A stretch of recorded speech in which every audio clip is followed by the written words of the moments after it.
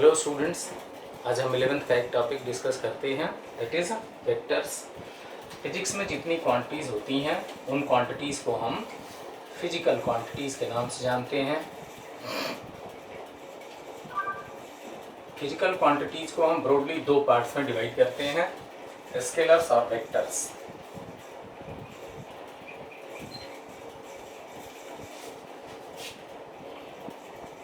यहाँ हम स्केलर्स और वेक्टर्स के बीच में डिफरेंशिएट करने की कोशिश करेंगे और वेक्टर्स की जो प्रॉपर्टीज़ हैं उनको समझने की कोशिश करेंगे। जिन क्वांटिटीज़ को पूरा डिस्क्राइब करने के लिए सिर्फ मैग्नीट्यूड की ज़रूरत होती है, डायरेक्शन की ज़रूरत नहीं होती, those quantities are called scalars. Quantities which are completely described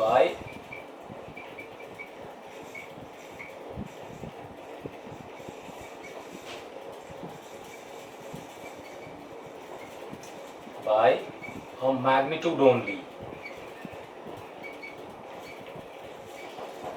in quantities को पूरा डिस्क्राइब करने के लिए सिर्फ मैग्नीट्यूड की ज़रूरत होती है, और मैग्नीट्यूड में हमारा मतलब होता है एक न्यूमेरिकल वैल्यू और एक यूनिट से। मैग्नीट्यूड का मतलब होता है एक न्यूमेरिकल वैल्यू और एक यूनिट। मतलब जो क्वांटिटीज़ पूरी तरह से डिस्क्राइब हो जाएं सिर्फ एक न्यूमेरिकल वैल्यू और एक यूनिट की मदद से, those quantities are scalars.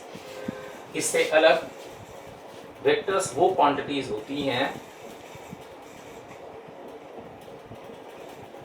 which are completely described by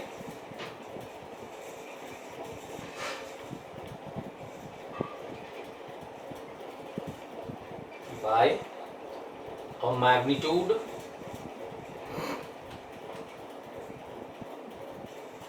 and a direction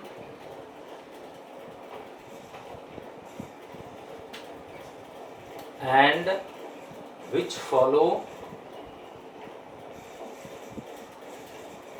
vector law of addition।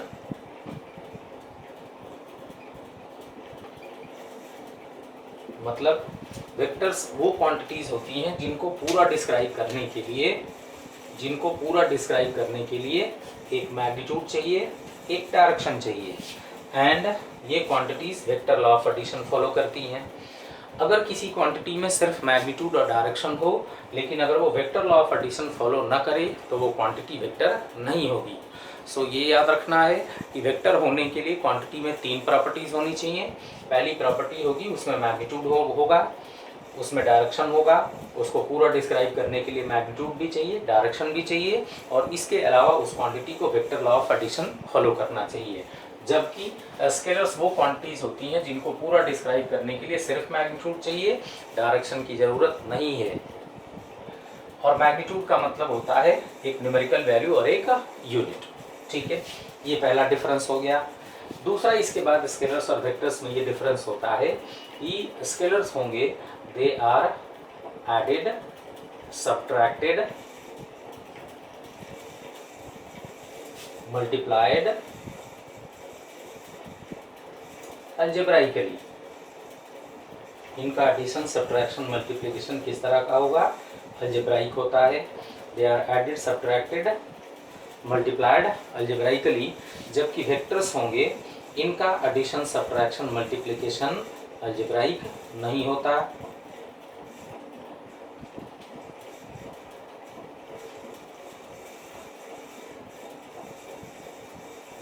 इनका addition, subtraction, multiplication is not algebraic. ये इनके अलग तरह के रूल होते हैं। इनके एडिशन, सब्ट्रैक्शन और मल्टीप्लिकेशन के डिफरेंट रूल्स होते हैं। ये अलजेब्राइकली ऐड, सब्ट्रैक्ट और मल्टीप्लाई नहीं होते। मैं एग्जांपल देता हूँ दोनों का एक एक, जिससे ये बात समझ में आएगी कि कैसे क्वांटिटी मैग्नीट्यूड की मदद से कम्प्लीटली डिस्क्राइब होती है और दूसरी क्वांटिटी में मैग्नीट्यूड के अलावा डायरेक्शन की भी ज़रूरत होती है। अगर मैं तुमसे ये कहूँ कि मेरा मास 70 kg है, तो इसके अलावा किसी और क्वेश्चन की ज़रूरत नहीं पड़ेगी, कोई और सवाल नहीं होगा। मतलब 70 किलोग्राम मेरे मास को पूरा डिस्क्राइब कर लेता है। एक न्यूमेरिकल वैल्यू और एक यूनिट मेरे मास को पूरा डिस्क्राइब कर लेता है। कोई और सवाल नहीं होता, कोई और क्वेश्चन नहीं होता, किसी और इन्फॉर्मेशन की ज़रूरत नहीं होती। जबकि अगर मैं ये कहूँ कि एक कार 60 किलोमीटर पर आवर से जा रही है, तो एक सवाल अराइज होगा तुम्हारे दिमाग में, वो ये कि कार कहाँ जा रही है। कार कहाँ जा रही है मतलब 60 किलोमीटर पर आवर कार की वेलोसिटी को पूरी तरह से डिस्क्राइब नहीं करता। इस मैग्नीट्यूड के अलावा 60 किलोमीटर पर आवर के अलावा कोई और इन्फॉर्मेशन चाहिए जो इसको कंप्लीट बनाएगा, और जब तक वो इन्फॉर्मेशन नहीं देंगे तब तक कार की वेलोसिटी पूरी तरह से डिस्क्राइब नहीं होगी। और वो इन्फॉर्मेशन है, ये बताना होगा कि कार कहाँ जा रही है। हम अपनी डे टू डे लाइफ में किसी जगह का नाम बताते हैं और ये कहते हैं कि कार यहाँ जा रही है, लेकिन फिजिक्स की लैंग्वेज में अगर इसकी वेलोसिटी का डायरेक्शन डिस्क्राइब करना होगा तो हम कहेंगे कार 60 किलोमीटर पर आवर से कहाँ जा रही है, नॉर्थ ईस्ट जा रही है। मैं इसको एक बात को एक रिकैप करता हूँ। मैंने कहा फिजिक्स की सारी क्वांटिटीज़ को फिजिकल क्वांटिटीज़ के नाम से जानते हैं। फिजिकल क्वांटिटीज़ ब्रॉडली दो तरह की होती हैं, स्केलर और वेक्टर। स्केलर्स वो क्वांटिटीज़ होती हैं जिनको पूरा डिस्क्राइब करते हैं सिर्फ मैग्नीट्यूड की मदद से। मैग्नीट्यूड का मतलब एक न्यूमेरिकल वैल्यू और एक यूनिट होता है। एंड स्केलर्स वो क्वांटिटीज़ होती हैं जिनका एडिशन, सब्ट्रैक्शन और मल्टीप्लिकेशन अलजेब्राइक होता है। वेक्टर्स वो क्वांटिटीज़ होती हैं जिनको पूरा डिस्क्राइब करने के लिए एक मैग्नीट्यूड चाहिए, एक डायरेक्शन चाहिए। मतलब ये पूरी डिस्क्राइब तभी होंगी जब उसमें मैग्नीट्यूड और डायरेक्शन दोनों बताएंगे। एंड इसके अलावा वेक्टर होने के लिए एक कंडीशन और होती है, वो ये कि इस क्वांटिटी को vector law of addition follow करना चाहिए। मतलब अगर हम चाहते हैं कि हमारी क्वांटिटी वेक्टर हो तो मैग्नीट्यूड और डायरेक्शन के अलावा इसको वेक्टर लॉ ऑफ एडिशन भी फॉलो करना चाहिए। इसके अलावा वेक्टर्स का एडिशन, सब्ट्रैक्शन और मल्टीप्लिकेशन अलजेब्राइक नहीं होता। इनके एडिशन, सब्ट्रैक्शन और मल्टीप्लिकेशन के अलग रूल्स होते हैं, और अगर कोई क्वांटिटी उन रूल्स को फॉलो नहीं करती तो मैग्नीट्यूड और डायरेक्शन होने के बावजूद वो क्वांटिटी वेक्टर नहीं होगी। इसका सबसे बढ़िया एग्जाम्पल है करंट का। करंट में मैग्नीट्यूड भी होता है, करंट में डायरेक्शन भी होता है, इसके बावजूद करंट स्केलर क्वांटिटी है क्योंकि current vector law of addition follow नहीं करता। ठीक है। इसके बाद मैंने एग्जाम्पल दिया, दोनों का एक एक एग्जाम्पल दिया। मैंने ये कहा कि अगर मैं ये कहूँ कि मेरा मास 70 किलोग्राम है तो 70 किलोग्राम मतलब एक न्यूमेरिकल वैल्यू और एक यूनिट मेरे मास को पूरा डिस्क्राइब कर लेता है। जबकि अगर मैं ये कहूँ कि एक कार 60 किलोमीटर पर आवर से जा रही है तो ये उसके कार के मोशन को, कार की वेलोसिटी को पूरा डिस्क्राइब नहीं कर पाएगा। जैसे ही मैं ये कहूँगा कि कार 60 किलोमीटर पर आवर से जा रही है, तुम ये सवाल पूछोगे कार कहाँ जा रही है, और उस कंडीशन में मुझे वो डायरेक्शन बताना पड़ेगा जिस डायरेक्शन में कार जा रही है, और तुम्हारा सवाल होगा वेयर। इस कंडीशन में मैं फिजिक्स की लैंग्वेज में बताऊंगा तो ये कहूँगा कि car is moving at 60 kilometre per hour in north east direction. So ये क्वान्टिटीज़ वेक्टर हैं, ये क्वान्टिटीज स्केलर हैं। आगे चलते हैं। स्केलर्स और वेक्टर्स को डिफरेंशिएट करने का कोई तरीका हमें इसमें डेवलप करना होगा, या अगर हम इन दोनों क्वांटिटीज़ को यूज़ करते हैं तो हमें एक ऐसा तरीका बनाना पड़ेगा जिसकी मदद से हम रेडिली डिफरेंशिएट कर पाएँ कि कौन सी क्वांटिटी वेक्टर है और कौन सी क्वांटिटी स्केलर है। इसका एक तरीका हमारे पास है। स्केलर्स को जब रिप्रेजेंट करना होता है तो उनको हम सिर्फ सिंबल्स की मदद से रिप्रेजेंट करते हैं। That is scalars are represented by a symbol only. Scalars को हम सिर्फ सिंबल की मदद से रिप्रेजेंट करते हैं। जैसे अभी मैंने कहा, अगर मैं मास की बात करूंगा तो मास को मैं रिप्रेजेंट m से करूंगा और इसके बाद कहूंगा कि ये 70 किलोग्राम हो गया। इसी तरह से मान लो अगर मैं टाइम की अगर बात करूं तो टाइम के लिए मैं लिखूंगा 2 आवर लिखूंगा और इसको t से रिप्रेजेंट कर दूंगा। मतलब स्केलर्स को जब रिप्रेजेंट करना होगा तो हम सिर्फ सिंबल से रिप्रेजेंट करते हैं, और जिनको जो स्केलर्स होंगे उनको सिर्फ सिंबल से रिप्रेजेंट करेंगे। जबकि वेक्टर्स को अगर रिप्रेजेंट करना होगा तो vectors are represented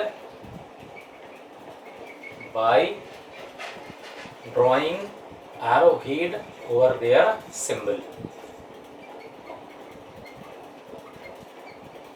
Arrowhead over their symbol. जैसे अभी मैंने एक एग्जांपल लिया था, मैंने कहा अगर किसी कार की वेलोसिटी की अगर बात करें तो वेलोसिटी को v से रिप्रेजेंट करके इसके ऊपर एरोहेड ड्रॉ करेंगे, और अगर इस क्वांटिटी के सिंबल के ऊपर एरोहेड है that means this quantity is a vector. इसके लिए लिखेंगे कंप्लीट इन्फॉर्मेशन अगर देनी होगी तो लिखेंगे 60 किलोमीटर पर आवर, और हमने क्या बताया था डायरेक्शन उसका नॉर्थ ईस्ट की तरफ। ठीक है, राइट। तो स्केलर्स को रिप्रेजेंट सिर्फ सिंबल की मदद से करते हैं, और वेक्टर्स को रिप्रेजेंट करने के लिए उनके सिंबल के ऊपर एरो ड्रॉ करते हैं। एक और चीज़ है, वेक्टर्स को डायग्राम में अगर रिप्रेजेंट करना होगा, वेक्टर्स आर रिप्रेजेंटेड डायग्राम में डायग्रामेटिकली यूजिंग, इसकी मदद से उनको डायग्राम में रिप्रेजेंट करते हैं, that is using arrows. Vectors को डायग्राम में हम एरोज की मदद से रिप्रेजेंट करते हैं। अगर एरो वेक्टर को रिप्रेजेंट करता है डायग्राम में, तो एरो को दोनों चीज़ें बतानी पड़ेंगी, वेक्टर का मैग्नीट्यूड भी बताना होगा और वेक्टर का डायरेक्शन भी बताना होगा, तभी हमारा जो सिस्टम होगा उसको रिप्रेजेंट करने का वो कंप्लीट हो पाएगा। इसका एक तरीका हमारे पास ये है कि जिस एरो से हम वेक्टर को रिप्रेजेंट करते हैं उस एरो का length is proportional to magnitude of vector, is proportional to magnitude of vector. मतलब वेक्टर का जितना ज़्यादा मैग्नीट्यूड होगा एरो की लेंथ उतनी ज़्यादा होगी। ये भी तरीका मैं एक एग्जांपल की मदद से उसको इलस्ट्रेट करता हूँ।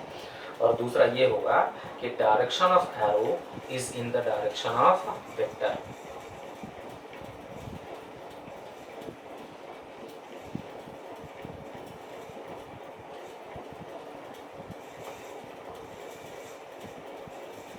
ठीक है, तो मैंने ये कहा कि स्केलर्स को रिप्रेजेंट सिर्फ सिंबल से करते हैं, जबकि वेक्टर्स को अगर रिप्रेजेंट करना होगा तो इनके सिंबल के ऊपर एरोहेड ड्रॉ करते हैं।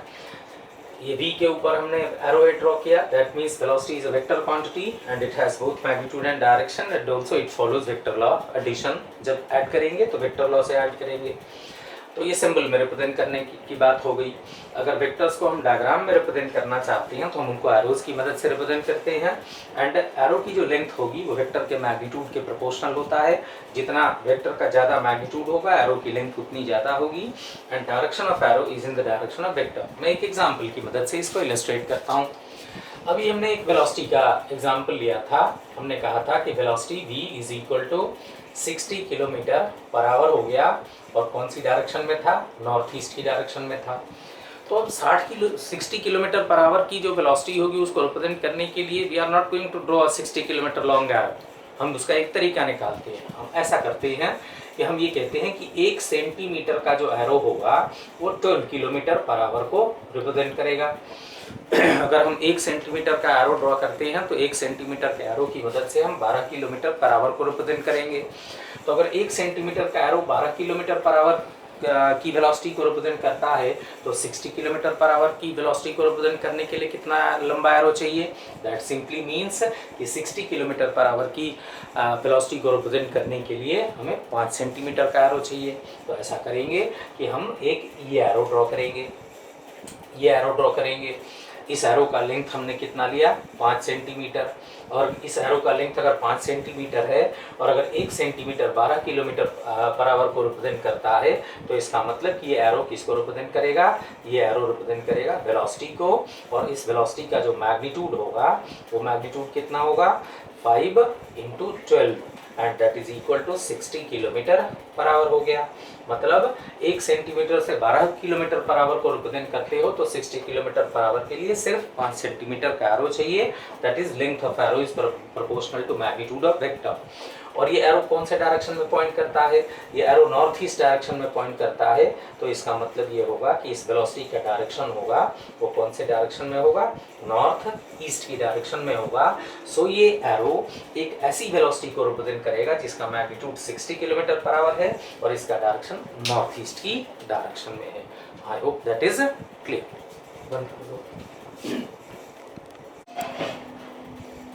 वेक्टर्स की डेफिनेशन में हमने ये कहा था कि वो क्वांटिटीज वेक्टर होती हैं जो vector law of addition follow करती हैं। तो हमारा अगला टारगेट होगा एडिशन ऑफ वेक्टर्स डिस्कस करना। एडिशन ऑफ वेक्टर में हम सबसे पहले डिस्कस करेंगे वेक्टर्स के एडिशन का ज्योमेट्रिकल मेथड। इस ज्योमेट्रिकल मेथड में वेक्टर्स के एडिशन का जो लॉ हमारे पास है that law is called parallelogram law.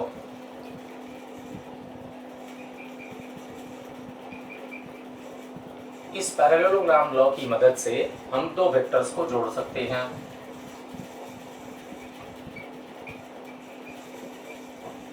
मान लेते हैं हमारे दो वेक्टर्स हैं A और दूसरा वेक्टर है B। इन दोनों वेक्टर्स को जोड़ते हैं तो हमें वेक्टर मिलता है R, और इस R वेक्टर को हम सम और रिजल्टेंट के नाम से जानते हैं। इट इज कॉल्ड सम और resultant of vectors A and vector B। Geometrical method से ऐड करने के लिए हम वेक्टर्स को आइडेंटिफाई करते हैं। ये हमारा पहला वेक्टर है, इस वेक्टर को हम A कह लेते हैं। इस वेक्टर का मैग्नीट्यूड A के बराबर है तो इसकी लेंथ A के प्रोपोर्शनल होगी। ये हमारा दूसरा वेक्टर है, ये वेक्टर B है। इस B वेक्टर का मैग्नीट्यूड B के बराबर है तो इसकी लेंथ B के प्रोपोर्शनल होगी। और जब वेक्टर्स को एरो से रिप्रेजेंट करते हैं तो ये एंड वेक्टर का टेल कहलाता है और ये एंड वेक्टर का हेड कहलाता है। पैरेललोग्राम लॉ में वेक्टर्स को ऐड करने के लिए सबसे पहला काम करते हैं कि वेक्टर्स को इस तरह से प्लेस करते हैं कि उनके टेल्स को इंसाइड करें। दोनों वेक्टर्स को हमने इस तरह से प्लेस कर दिया कि उनके टेल्स को इंसाइड करें। ये हमारा पहला वेक्टर हो गया, ए वेक्टर है। इस एरो की लेंथ ए के प्रोपोर्शनल होगी। ए वेक्टर ए का मैग्नीट्यूड है। ये हमारा दूसरा वेक्टर है, ये वेक्टर बी हो गया। इस वेक्टर का मैग्नीट्यूड बी के बराबर है तो इस एरो की लेंथ बी के बराबर होगी। वेक्टर ए का ये डायरेक्शन है, वेक्टर बी का ये डायरेक्शन है, तो दोनों के डायरेक्शंस के बीच में जो एंगल है दैट एंगल इज थीटा। ये बात यहाँ ध्यान रखना जरूरी है कि angle between directions of vectors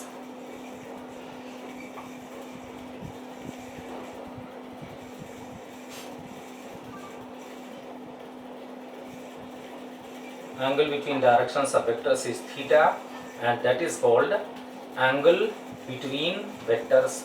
ये दोनों वेक्टर्स के बीच का एंगल कहलाता है। उनके डायरेक्शंस के बीच का जो एंगल होता है that is called angle between vectors. अब जोड़ने के पर्पस के लिए इन दोनों वेक्टर्स को एडजेसेंट साइड्स मान के और हम पैरेललोग्राम कंस्ट्रक्ट करते हैं। जिन दो वेक्टर्स को ऐड करना है उनको हमने इस तरह से प्लेस किया कि उनके टेल्स को इंसाइड करते हैं। इसके बाद इन दोनों वेक्टर्स को एडजेसेंट साइड्स मान के और पैरेललोग्राम कंस्ट्रक्ट करते हैं। पैरेललोग्राम में ये प्रॉपर्टी होती है कि इसकी आमने सामने की साइड्स इक्वल और पैरेलल होती हैं। तो इन दोनों वेक्टर्स को हमने एडजेसेंट साइड्स मान के और ये पैरेललोग्राम कंस्ट्रक्ट कर दिया। पैरेललोग्राम में की प्रॉपर्टी के हिसाब से अगर ये B है तो ये भी B के बराबर होगा, ये A है तो ये भी A के बराबर होगा। अगर इन दोनों के बीच में ये एंगल थीटा है तो इसका मतलब ये होगा यहाँ का भी एंगल होगा दैट एंगल इज थीटा होगा। इसके बाद ये जो एरो होगी वो A के मैग्नीट्यूड को रिप्रेजेंट करता है, ये एरो होगा ये B के मैग्नीट्यूड को रिप्रेजेंट करता है। हमने इन दोनों को पैरेलल एडजेसेंट साइड्स मान के पैरेललोग्राम कंस्ट्रक्ट कर दिया। इसके बाद जो कॉमन टेल होगा उस कॉमन टेल से अपोजिट वर्टेक्स तक हम एक एरो ड्रॉ करते हैं। इन दोनों वेक्टर्स को इस तरह से प्लेस किया कि टेल्स को इंसाइड करें। इसके बाद कॉमन टेल से अपोजिट वर्टेक्स तक हमने एक वेक्टर ड्रॉ कर दिया जो इसका पैरेललोग्राम का डायगोनल होगा। और यही जो वेक्टर हमने यहाँ बनाया है ये वेक्टर R कहलाता है और ये वेक्टर इन दोनों का सम होता है। This is A plus B के बराबर। अगर इस एरो की लेंथ इसके मैग्नीट्यूड को रिप्रेजेंट करता है, इस एरो की लेंथ अगर इसके मैग्नीट्यूड को रिप्रेजेंट करता है तो इस वेक्टर का जो लेंथ होगा या इस एरो का जो लेंथ होगा वो रिजल्टेंट के मैग्नीट्यूड को रिप्रेजेंट करेगा। सो ये वेक्टर A है, ये वेक्टर B है, ये हमारा रिजल्टेंट हो जाएगा। इस एरो की लेंथ इसके मैग्नीट्यूड को रिप्रेजेंट करता है, इस एरो का लेंथ इसके मैग्नीट्यूड को रिप्रेजेंट करता है, तो इस एरो का लेंथ रिजल्टेंट के मैग्नीट्यूड को रिप्रेजेंट करेगा क्योंकि ये एरो रिजल्टेंट को रिप्रेजेंट करता है, दोनों के सम को रिप्रेजेंट करता है। इसके बाद अगर हमें A का मैग्नीट्यूड पता होगा, B का मैग्नीट्यूड पता होगा और इन दोनों के बीच का एंगल अगर पता होगा तो हम रिजल्टेंट का मैग्नीट्यूड और डायरेक्शन जानना चाहते हैं। रिजल्टेंट का मैग्नीट्यूड और डायरेक्शन जानने के लिए हम यहाँ से इस A को हमने आगे एक्सटेंड कर दिया। A को आगे एक्सटेंड करने के बाद हमने ये पाया कि ये अगर एंगल अगर थीटा है तो ये एंगल भी थीटा होगा। इस रिजल्टेंट के हेड से हमने A को एक्सटेंड करके और A पर परपेंडिकुलर ड्रॉ कर दिया, ये एंगल 90 डिग्री हो गया। अगर ये B है तो ट्रायंगल की प्रॉपर्टी के हिसाब से, राइट एंगल ट्रायंगल की प्रॉपर्टी के हिसाब से ये वैल्यू होगी, ये जो परपेंडिकुलर है ये B साइन थीटा होगा, ये बेस है ये B कॉस थीटा के बराबर हो गया। अब सारी तैयारी हमारी कंप्लीट है। हम रिजल्टेंट का मैग्नीट्यूड जानना चाहते हैं, तो इस एरो की लेंथ रिजल्टेंट के मैग्नीट्यूड को रिप्रेजेंट करेगा और पाइथागोरस थ्योरम यूज करके हम रिजल्टेंट का मैग्नीट्यूड यहाँ कैलकुलेट कर सकते हैं। पाइथागोरस थ्योरम के हिसाब से hypotenuse square is equal to perpendicular square plus base square. तो इस राइट एंगल ट्रायंगल में हम पाइथागोरस थ्योरम अप्लाई करते हैं।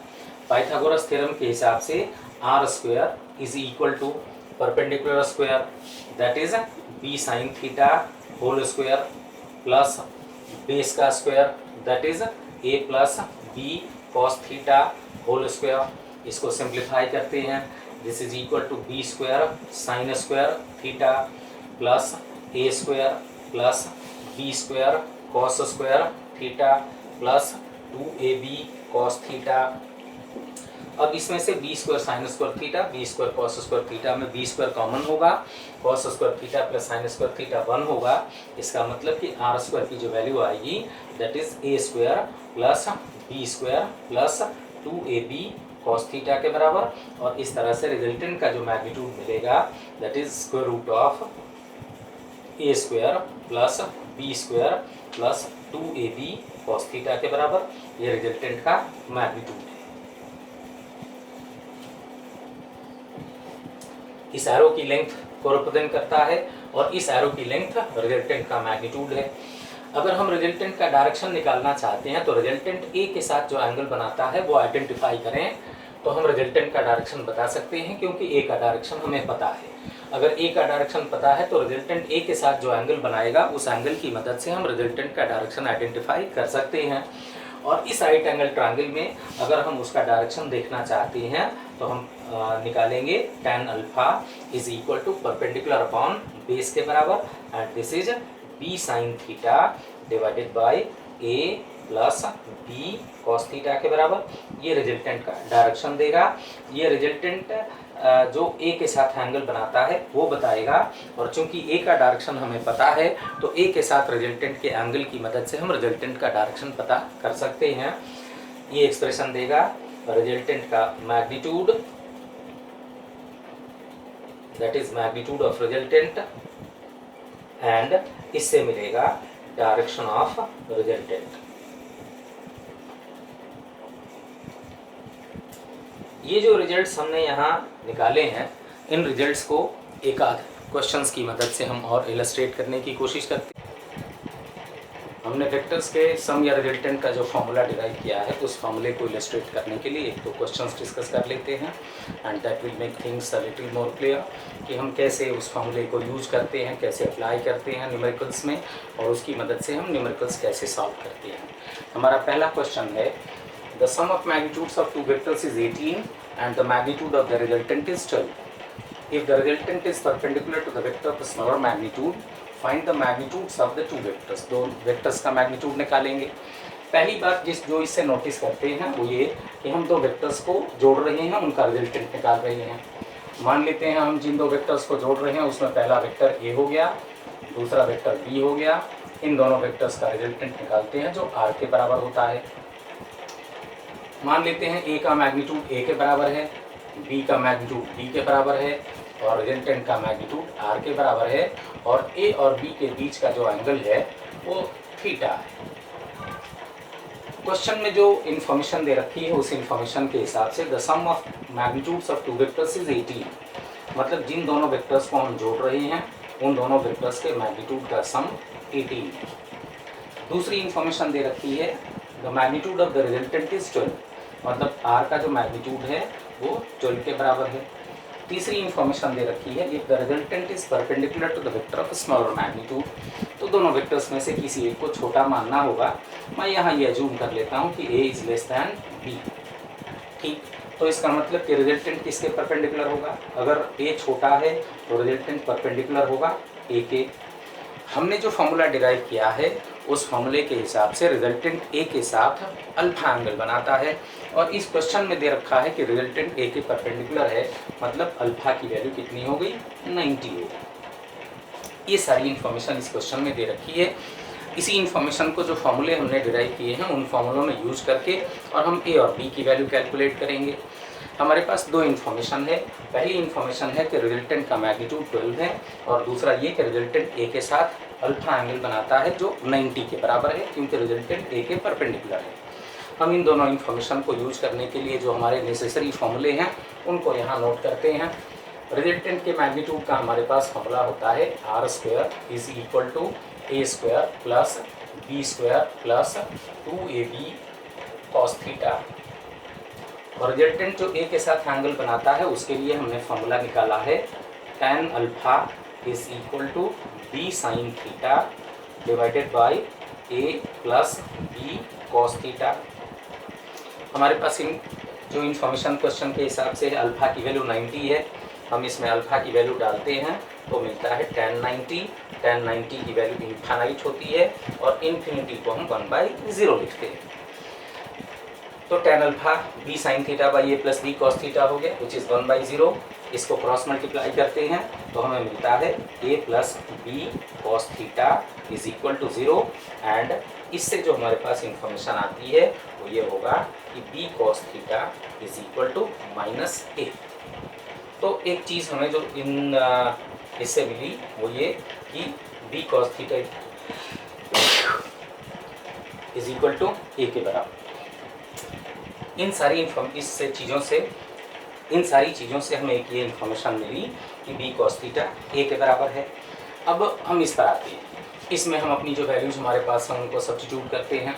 आर की वैल्यू 12 है तो ये 12 का स्क्वायर हो गया। इसके बाद हम ए को ऐसे ही छोड़ दिया। बी की जगह पर हम लिख सकते हैं 18 माइनस ए, तो ये हो जाएगा 18 माइनस ए होल स्क्वायर प्लस ए को हमने ऐसे ही छोड़ दिया 2a और b cos थीटा की जगह पर हमने यहाँ निकाल रखा है एक माइनस ए के बराबर होता है, तो b cos थीटा की जगह पर माइनस ए रखते हैं।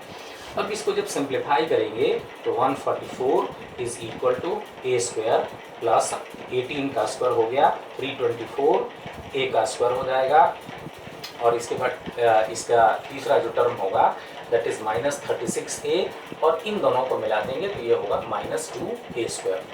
अब ये माइनस 2a स्क्वायर और a स्क्वायर से कैंसिल हो गया।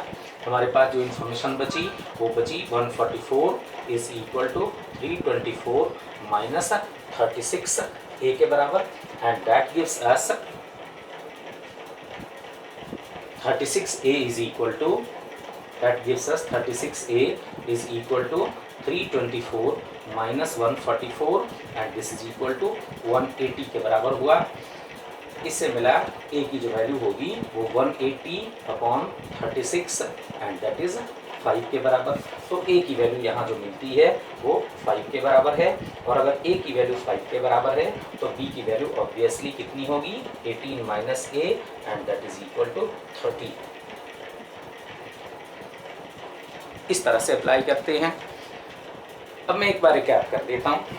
हमारा क्वेश्चन ये कहता है कि दोनों वेक्टर्स को हम जोड़ रहे हैं, ए और बी को जोड़ रहे हैं, रिजल्टेंट आर मिल रहा है, ए का मैग्नीट्यूड ए के बराबर, बी का मैग्नीट्यूड बी के बराबर, रिजल्टेंट का मैग्नीट्यूड आर के बराबर, ए और बी के बीच का एंगल थीटा है।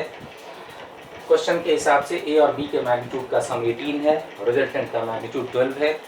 इसके बाद उन्होंने कहा कि रिजल्टेंट स्मॉलर वेक्टर के परपेंडिकुलर है, हमने ए को छोटा मान लिया तो रिजल्टेंट ए के परपेंडिकुलर हो गया और हमने फॉर्मूला डिराइव किया था कि रिजल्टेंट ए के साथ अल्फा एंगल बनाता है तो अल्फा की वैल्यू 90 हो गई। ये हमारे पास जो इन्फॉर्मेशन है उनको यूज़ किया हमने। पहले अल्फा एंगल के लिए हमारे पास फॉर्मूला है tan alpha is equal to b sine theta by a plus B cos theta. हमने अल्फा की जगह पर 90 सब्स्टिट्यूट कर दिया, tan 90 इनफाइनाइट हो गया दैट इज़ 1/0। इसको सिंप्लीफाई करेंगे तो B cos theta is equal to minus A के बराबर। इसके बाद हम रिजल्टेंट का के मैग्नीट्यूड का जो फॉर्मूला है r square is equal to a square plus B square plus 2ab cos theta, हमने वैल्यू डाल दी आर स्क्वायर का 12 का स्क्वायर, ए स्क्वायर ऐसे ही छोड़ दिया, बी की जगह पर हमने 18 माइनस ए यहाँ डाल दिया। इसके बाद 2a को ऐसे ही छोड़ दिया और हमने बी कॉस थीटा की जगह पर माइनस ए निकाला था तो बी कॉस थीटा की जगह पर माइनस ए डाल दिया। इसको सॉल्व करते हैं 144 ए स्क्वायर 18 का square 324 plus A square minus 36a और ये माइनस 2a स्क्वायर ए स्क्वायर और ए स्क्वायर को कैंसिल करेगा, बचेगा 144 is equal to 324 minus 36a के बराबर। इससे मिलता है 36a is equal to 324 minus 144 is equal to 180 and a is therefore 180 by 36 is equal to 5, so a is equal to 5 के बराबर हो गया और b की value 18 minus a is equal to 13। ठीक है, ये हमारा पहला क्वेश्चन था। दूसरा क्वेश्चन होगा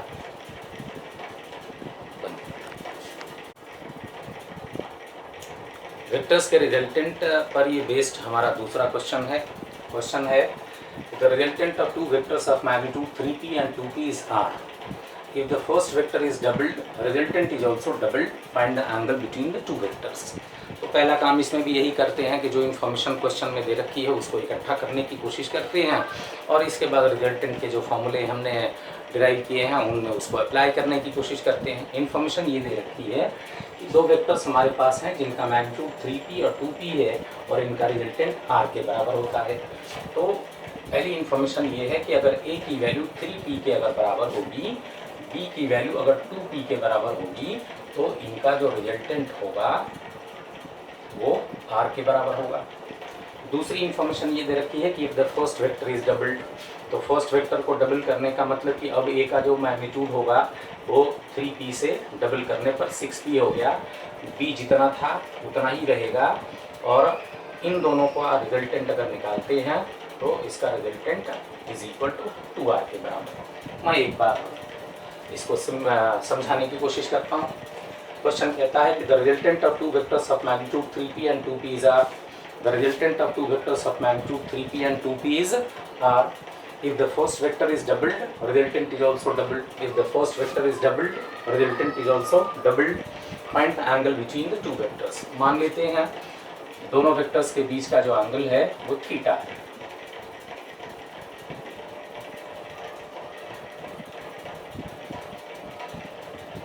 angle between vector a and vector b is equal to theta और हमें इसी थीटा की वैल्यू कैलकुलेट करनी है। एक चीज़ यहाँ और नोटिस करेंगे कि क्वेश्चन सिर्फ ये कहता है कि हम फर्स्ट वेक्टर को डबल कर रहे हैं, मतलब उसका मैग्नीट्यूड 2 गुना कर रहे हैं, उसके डायरेक्शन में हमने कोई चेंज नहीं किया है। ठीक है, तो इसका मतलब कि इन दोनों के बीच में भी एंगल थीटा है और इन दोनों के बीच में भी एंगल वही सेम थीटा ही रहेगा। अब जो इन्फॉर्मेशन हमने कलेक्ट की है इसको अप्लाई करना शुरू करते हैं। 3p और 2p का रिजल्टेंट r है, मतलब हम इस इन्फॉर्मेशन को ऐसे लिख सकते हैं r square is equal to 9p square plus 4p square plus 12p square cos theta, that is a square plus b square plus 2ab cos theta. दूसरी इन्फॉर्मेशन यूज करते हैं, इसका जो रिजल्टेंट दे रखा है उन्होंने 2r दे रखा है तो 4r स्क्वायर, रिजल्टेंट का स्क्वायर 4r स्क्वायर, a का स्क्वायर कितना हो गया 36p स्क्वायर हो गया प्लस ये 4p स्क्वायर ही रहा प्लस ये कितना हो गया 24p स्क्वायर कॉस थीटा। हमने ये कहा कि हम a का सिर्फ मैग्नीट्यूड 2 गुना कर रहे हैं, उसके डायरेक्शन में कोई चेंज नहीं कर रहे, तो जो एंगल 3p और 2p वेक्टर्स में होगा वही एंगल 6p और 2p में भी होगा, एंगल नहीं बदलेगा, सिर्फ हमने मैग्नीट्यूड बदला है। तो ये दो इन्फॉर्मेशन है, इसको सिंप्लीफाई करते हैं। 13p square plus 12p square cos theta, दूसरी information 40p square plus 24p square cos theta. ठीक, ये हमारे पास r स्क्वायर और 4r स्क्वायर की वैल्यू आ गई।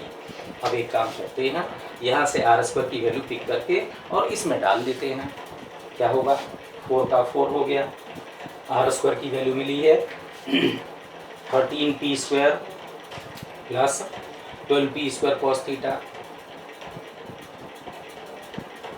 4r square 4 and this is r square is equal to 40p square plus 24p square cos theta. p square सब में से cancel out हो जाएगा, ये बचेगा 13 4 जा 52 प्लस 12 4 जा 48 cos theta is equal to 40 plus 24 cos theta के बराबर। सिंप्लीफाई करते हैं, इसको इधर ले जाते हैं, इसको इधर ले जाएंगे तो 48 कॉस थीटा में से 24 कॉस थीटा कम हो गया, कितना बचा 24 कॉस थीटा बच गया। 40 में से 52 को सब्ट्रैक्ट करेंगे तो कितना मिलेगा -12 बचेगा। इसका मतलब कि कॉस थीटा की वैल्यू कितनी हो गई -1/2 and that gives us theta is equal to 120 degree, that is the answer. मैं एक बार रिकैप कर देता हूँ, अगर कहीं कोई डाउट होगी, कोई मुश्किल होगी तो क्लियर हो जाएगा। क्वेश्चन कहता है कि the resultant of two vectors of magnitude 3p and 2p's are, the resultant of two vectors of magnitude 3p and 2p's are, if the first vector is doubled, if the first vector is doubled, resultant is also doubled, तो we have to find the angle between A and B। मैंने एक बात ये बताई कि हम A का सिर्फ मैग्नीट्यूड बदल रहे हैं, इसका डायरेक्शन नहीं बदल रहे, तो इस A और B के बीच में अगर एंगल थीटा होगा तो इस A और B के बीच में भी एंगल थीटा ही होगा। A का हमने सिर्फ मैग्नीट्यूड 2 गुना किया है, डायरेक्शन में कोई चेंज नहीं किया। So angle between these two vectors A and B is theta and that is equal to R, जो दोनों केसेस के लिए सेम है।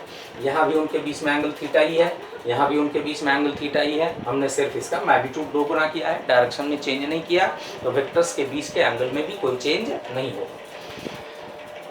पहले हम इस इंफॉर्मेशन को यूज करते हैं, r square is equal to a square plus B square plus 2ab cos theta, simplify कर दिया 13p square plus 12p square cos theta. इसके बाद 4r square is equal to a square plus B square plus 2ab cos theta, इसको simplify किया 36 plus 4 40p square cos p square plus 24p square cos theta. इसके बाद क्या करेंगे, यहाँ से आर स्क्वायर की वैल्यू इसमें डाल देंगे, तो 4 इंटू आर स्क्वायर की जगह पर यह आ गया, that is 13p square plus 12p square cos theta is equal to 40p square plus 24p square cos theta. That is यहाँ से आएगा, इसकी वैल्यू यहाँ डालने पर 4 into 13p square plus 12p square cos theta, और बाकी ये एज इट इज रह जाएगा। इसके बाद इसको सिंप्लीफाई करते हैं, cos थीटा की वैल्यू -1/2 आती है and that gives us theta is equal to 120 degree.